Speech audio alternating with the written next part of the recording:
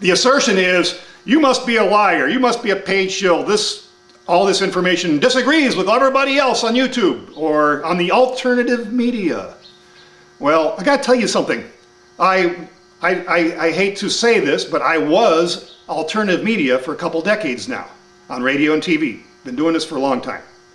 I have to distance myself from them because the more I do this, the longer I find that the alternative media is lying to you in a whole lot of aspects. The mainstream media might be lying to you at times, but the alternative media lies to you a whole lot too. Somewhere in the middle maybe is the truth. I try to bring the truth to this channel. I gotta tell you a little story. Before the Fukushima accident in 2011, I was scheduled to go on the Joyce Riley show, the Power Hour. Joyce Riley has passed away now, and I can tell this story now, but I was scheduled to go on her show before the Fukushima accident. It was scheduled about 4 or 5 weeks out into the future, okay? About a week later after we made the schedule, Joyce called me up and says, we got to get you on now. So the next day we went on the air. I was on for, I don't know, it was an hour or 2 hours, I don't remember. And frankly, she was aghast by what I had to say because I was telling everybody to calm down. Yeah, I'll show a link below where you can actually find the actual broadcast. Trying to tell everybody to calm down because it wasn't going to be a big issue.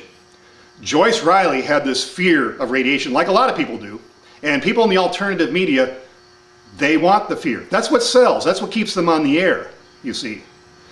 So I was on the air for that time, and I was scheduled to go on 2 times. One about heart disease, which I actually specialized in, and one about radiation preparedness. That was what the topic was going to be initially, but it turned into Fukushima, of course, after it happened. So I went on the air, did the show, and she didn't want me back on the air again. Because I didn't have the fear that she wanted. She was peddling fear. I can also tell you another story. Off the air, she suggested, well, you're gonna be selling things like crazy, because I was selling things then too. You're gonna sell things like crazy. Well, I didn't have a single sale from that show. I was kind of surprised. That wasn't the intent of doing the show in the first place. But didn't sell a single thing. But she also mentioned on the air, you know, you might show your appreciation of being on my show by sending me one of those nuke alerts that you have. Or no, it wasn't a nuke alert. It was a Kate Nuke Safeguard. Little device that I have one on right now. A little device that I wear that detects radiation. I didn't send her one. I thought that was wrong to say such a thing, to suggest that a little payola, basically. So this is the mindset of some of the alternative media. Had arguments with Alex Jones up and down. The only one I can really give credit to is Vincent Finelli out of USA Prepares out of Missouri.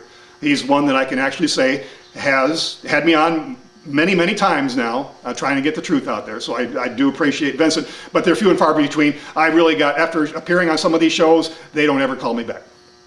They don't want the truth. They want more assertions and more fear porn. That's what the alternative media does. So when you start quoting ENE News or Before Us News or Natural News or some of these other websites that literally have an agenda and lie to you constantly, I'm going to fight back, and I'm not going to bend to the lies.